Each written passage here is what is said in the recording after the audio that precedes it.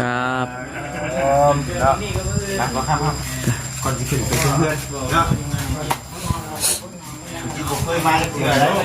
ยังพันเคยมาเถื่อก็มากันแน่แล้วเนาะมาเห็นตอนแรกรถตอนแรกดึงออกเอาเปิดโมเป็นบาทนี่ไม่ได้เข่าเทพบาทโอ้ในห้องมันเก็บเครื่องนั่นต่อว้าวขออนุญาตนำอยากผอมๆลงเลยไอ้บ่าโบเนาะตะกี้บอกขออนุญาตอ้วนกว่านี้ย่างเอาบ่ประหยัดน้ำมันน้องมูเปลี่ยนนี่คืออะไรเนาะที่เบิ่งได้ประหยัดน้ำมันใส่น้ำมันเศร้าพันแต่ยังบ่หมดทุนผอมลงกว่าเก่าอยู่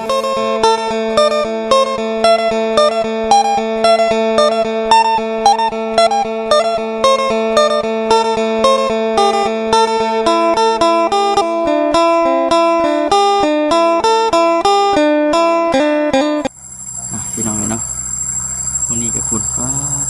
ทางหลังบ่คำปลาเขียวสะอุ่มอยู่เนี่ยไปทางใดก็ขึ้นเลยพี่น้องคนนี้จากตอนใดยามใดได้ผลที่โยดลงมาว่าฉันเนาะวันนี้ก็ชุ่มอยู่หรอกวันนี้ก็ได้พี่น้องเลยเนาะ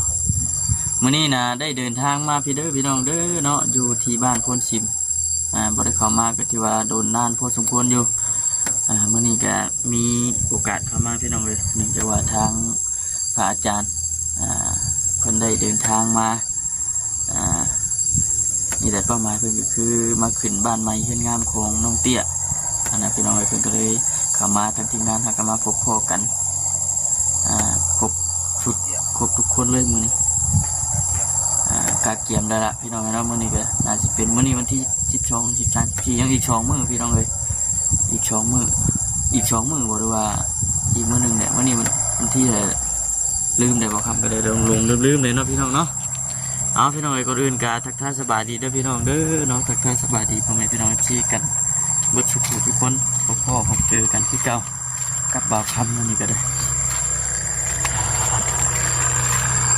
เพิ่มมาประมาณป่ะพี่น้องจังไรกับไปติดตามเบิ่งน้ำกันเด้อพี่น้องเด้อเนาะจังไร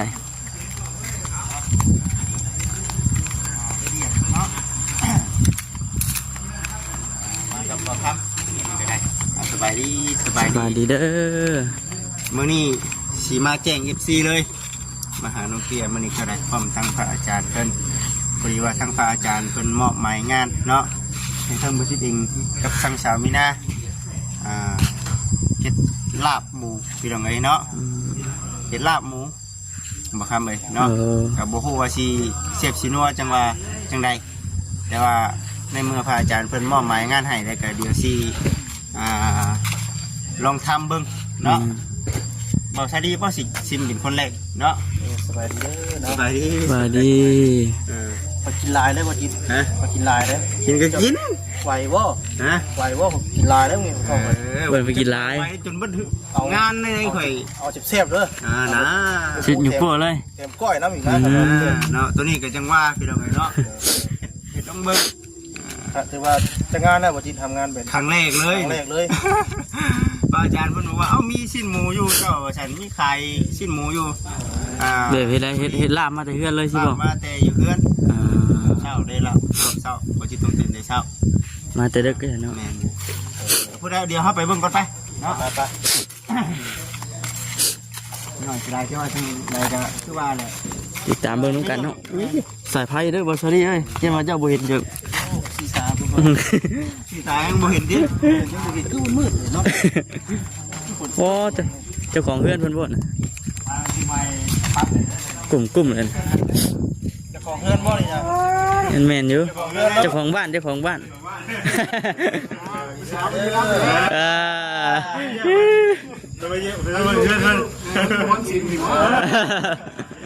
คืออยู่ไอ้คืออยู่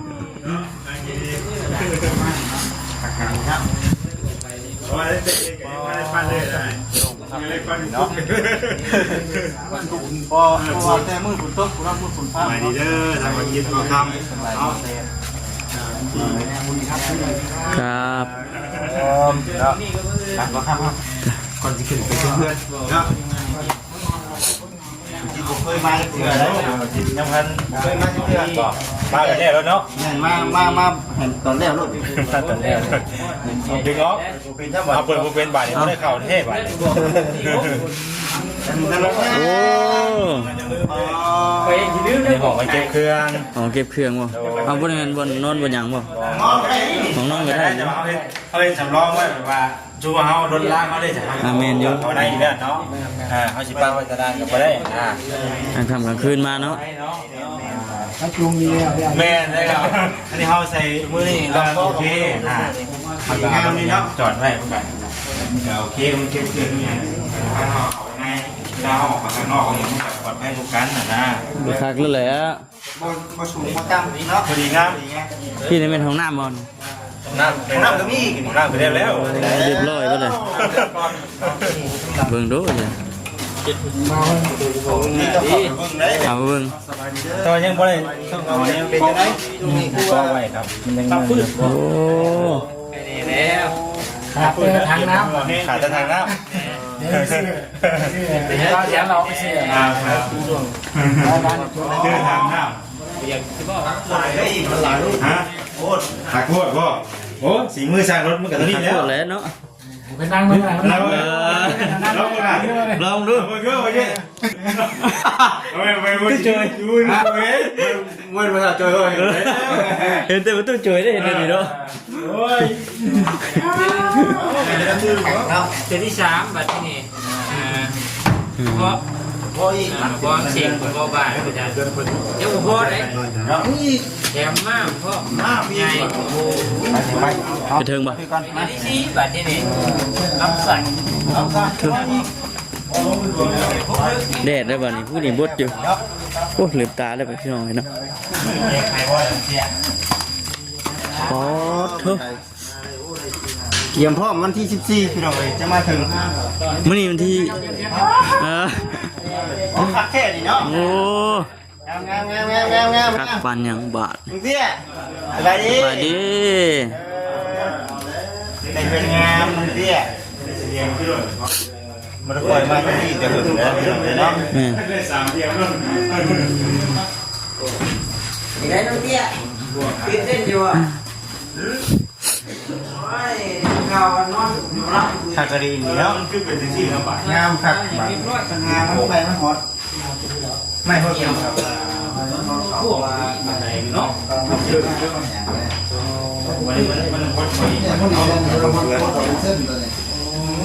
ไม่เป้เนาะ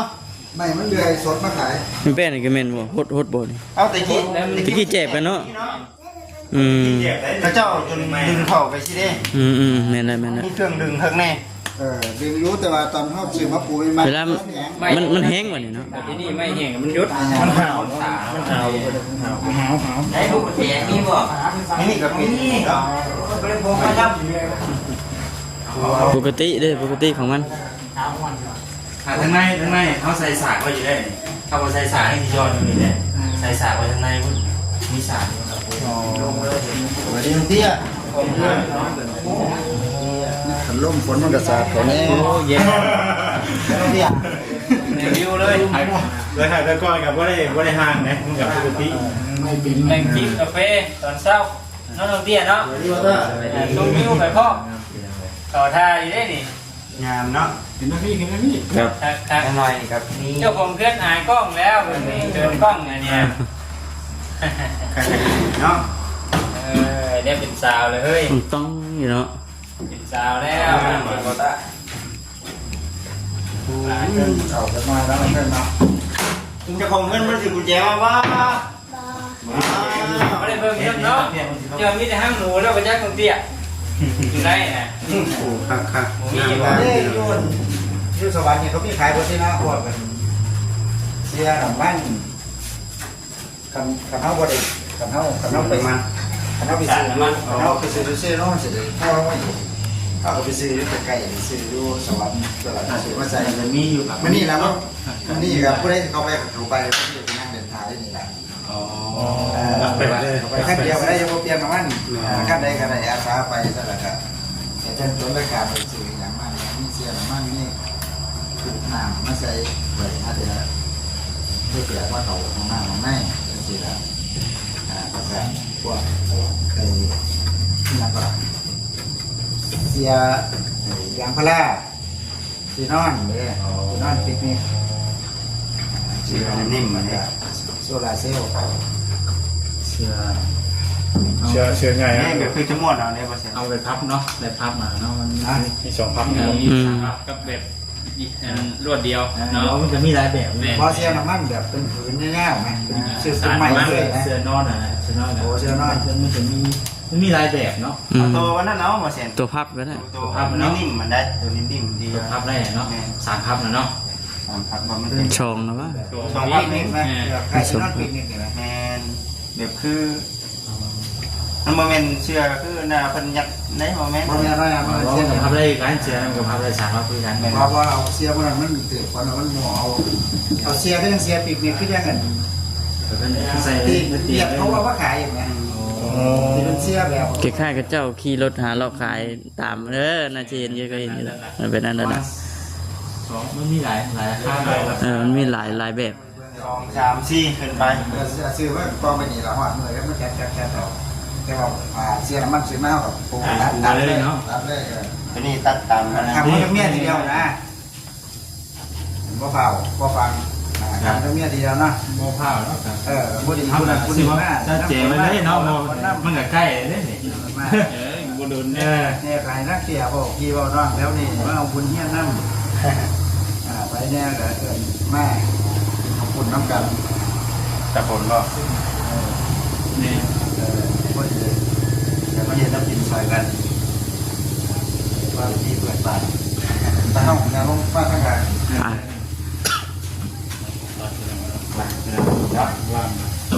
มาลงทางใต้ล่างมา เอาไปใช้หม้อหรือไม่ใช้ ต้มเบิ้ง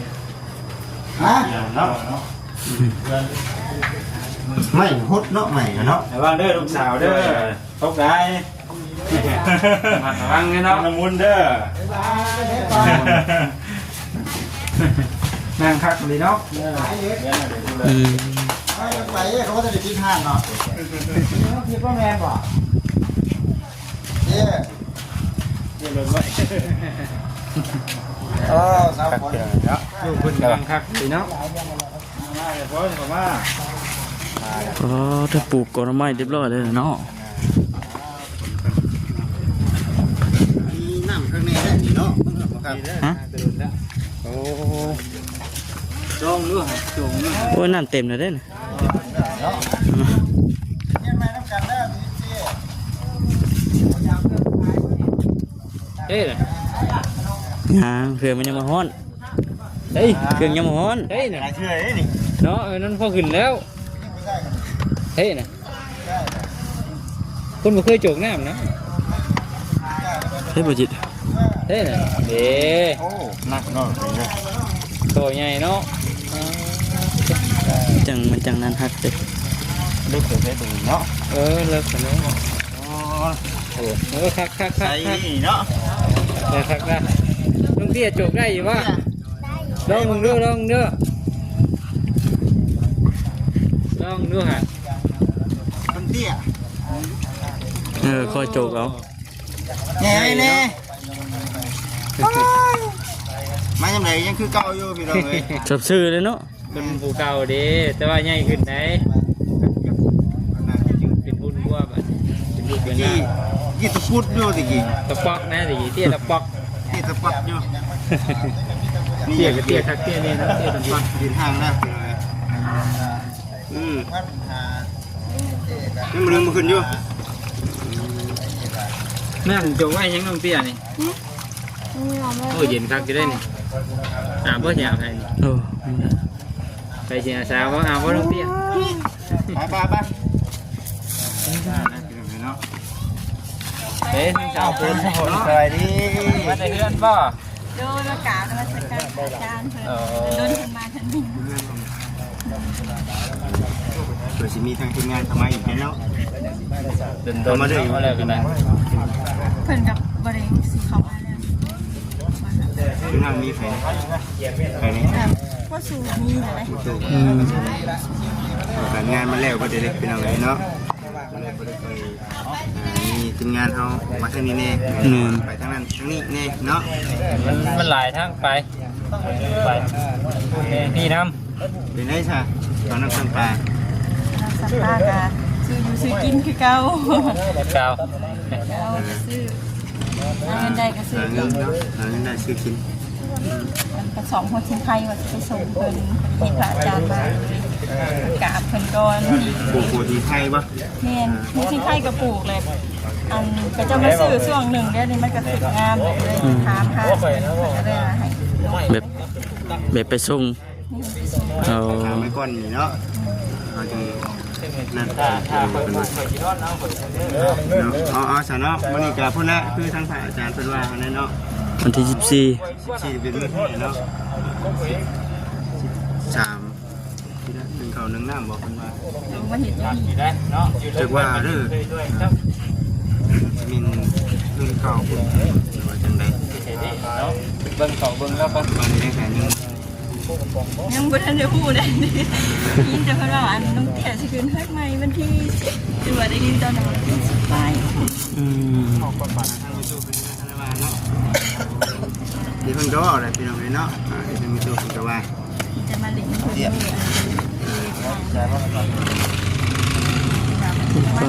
ไป ตัวเพิ่นเนาะประชาชนแรกนี่ก็อยู่แถวๆนี้แหละมันจะได้พบกันเด้ออยู่ดอกเนาะเป็นเพื่อนชาติเป็นน้องกันนาเตี้ยสำเร็จสิ้นพุ่นแหละพี่น้องเอ้ยจึงเลี้ยงใจกันเนาะอาจารย์เพิ่นก็มา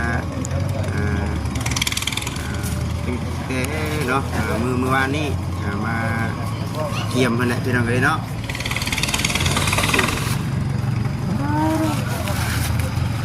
รถเนาะบ่เงาแน่นี่ กลางคืนก็จะนอนบ่หลับสิได้บ่สิ เฮ็ดรถกลางคืนเพิ่นบ่ เล่นกันนี่ได้ รถเพิ่นเที่ยวเนาะ คืนเลยติ เสียงจักคนตักไม้กลางคืน ไปบ่คำเนาะไปซะเด้อทุกคนพ่อกันไหมอยู่แถวๆนี้แหละมาคำบัดนี้ก็ได้ ไปเสียเฮากันเนาะไปเสียพี่น้องโอเคแล้วพี่น้องเด้อเนาะสำหรับคลิปนี้ก็มีแต่ว่าสิจบคลิปลาพี่แล้วน้องไปก่อนจังไดก็ขอบคุณทางผู้แม่พี่น้องพี่ฮะ ไป เอาไปไหนบ่ รอฮอนเพื่อนน้องโม แล้วก็ขี่ออกไปข้างนอกก่อน มาเบิ่งก่อนมาเบิ่ง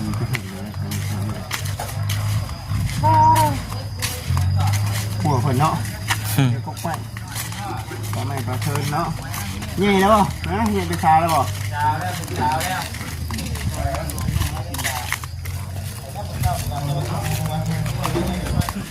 เป็นไดบ่จิต สวยงามเนาะ สวยงามคือเก่า สวยงามคือเก่าเนาะอันนี้อาจจะเป็นทั้งพระผู้ใหญ่เพิ่นและพี่น้องเด้อเนาะเป็นให้แต่ยังคงงามอยู่เนาะงามอยู่ยังบัดนี้เก็บของเก่าเนาะ จักสายพื้นสายไฟเนาะ ที่เพิ่ง กระดาษ คุณหมูเอ้ยสบายดีเด้อสบายดี โอ้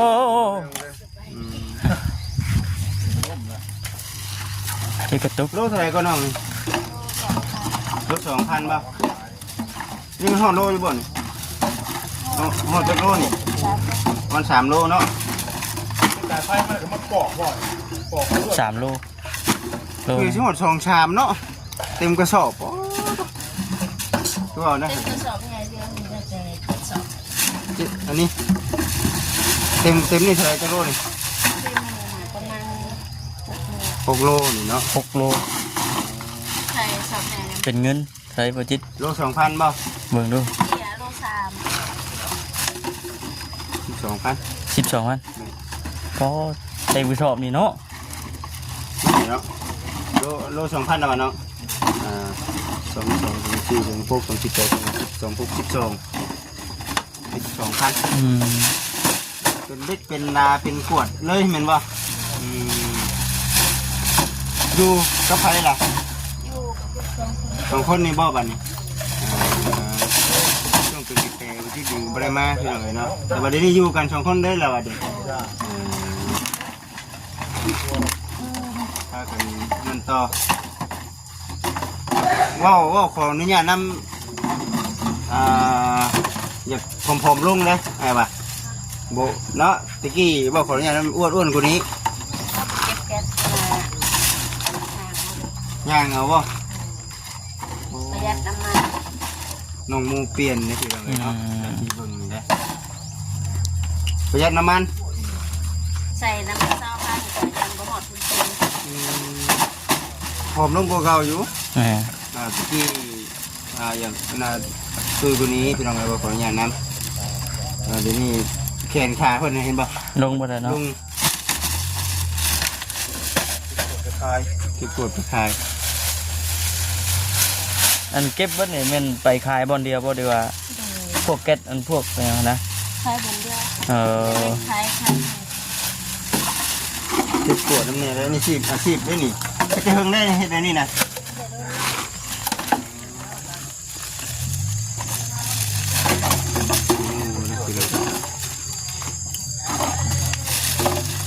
นี่ไปหาเก็บไก่แต่บ่นัง แล้วก็ของ เป็นของพวกกินได้น่ะย่างที่เราไปเป็นบ่ ขอคนเก็บแต่ดูเอาแต่ว่าประหยัดน้ำมันเนี่ย ไปฮอดแล้วก็บ่ได้ติดเลยเนาะแม่นบ่ เพราะว่า มีแต่ยุ่ง ด้วยเพราะว่านั่นน่ะเผื่อชีเก็บเต็มกับพอดีน้ำมันหมด โอ้ก็เลยปิดแล้วก็คอยยุ่งไปติอ๋อ นี่คือแต่เผื่อเอาหายกับใส่อีก ฟ้ามันเอาอยู่ผ่านมันเอาบ่คือหมอคือเพิ่นมาเอาบ่ บ่เฮาเฮ็ดเพิ่นเอาผิด แล้วพอมันตื่นกัน โอ้ยมันมีน้ำหนักอีกอยู่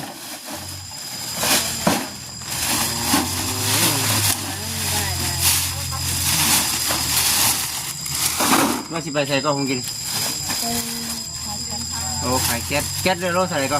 โลค่ะ โอ้มื้อหนึงน้องได้เท่าไหร่ เมื่อที่ 70,000บ่ไปคือมื้อนี่เนาะแม่นบ่ ที่ทำกระถิ่นเป็น เนาะนี่แหละคือตรงนี้เนาะหาบืนคือว่าหั่นแหละคือชันนั่นเป็นก็คือว่านะนี่คือทางผู้รักผู้ใหญ่เป็นเฮ็ดให้สิเด้แต่ว่าในเรื่องอาชีพนี่คือสุดแล้วแต่ว่าหัวคิดปัญญาของไผลาวพี่น้องเอ้ยบัดนี้ปัจจุบันนี้ก็กำลังที่เอาของเนาะไปขายตั้งแต่คนแบบของแบบประเภทพวกพักพวกหญ้านั่นบ่คือกันพี่น้องเอ้ยเนาะเค้กน้องมนต์มื้อใดวันเกิดมื้อนี้บ่วันเกิดเกิดเพิ่นจักปีแล้ว คนท้องปีบ่นี่ มัน2 ปีบ่ ท้องปีบ่นี่ แล้ว โอ้น้องมนต์สิไปอันน่ะขายเครื่องซื้อเค้กให้น้องมนต์เหรอซื้อเค้กให้น้องมนต์ใช้สะ ได้ชื่อใหม่แล้วใส่ชื่อใช้สะแล้วป่ะ สายสะ หนูคนใช้สะ คือว่าสายสะ เอาเมย์เก็บลูกสะดิ เปลี่ยนใหม่เลยดิเปลี่ยนชื่อลูกใหม่เนาะเอาซะพี่น้องเอ้ย กำลังสิขึ้นรถเพราะว่าถอกลง ตั้งเสือคนน้องใช้สะ แม่เก็บลูกสะเนาะ ทะแล้วเสร็จเนาะบ่บ่คำมึงเลยบ่แม่นปึ๊บหนักบ่ เอาขึ้นบาทเดียวเลยบ่เนี่ย ได้บ่นี่บ่ตัว พักลูกเท่านั้น เบิ่งเด้อกะว่าได้เท่าไหร่ก็นี่บ่เต็มรถนี่เคยฮอดแสนนี่บ่แต่ละเทื่อ หมอดสูงสุด70เหรอมื้อละ70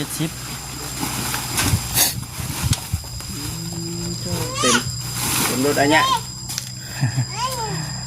โอเคฉันพี่น้องน้องมิติวาชีจบคลิปก่อนเด้อพี่น้องเด้อเนาะไหนก็ลาพี่ลาน้องไปก่อนพบกันคลิปหน้าเด้อพี่น้องเนาะสบายดี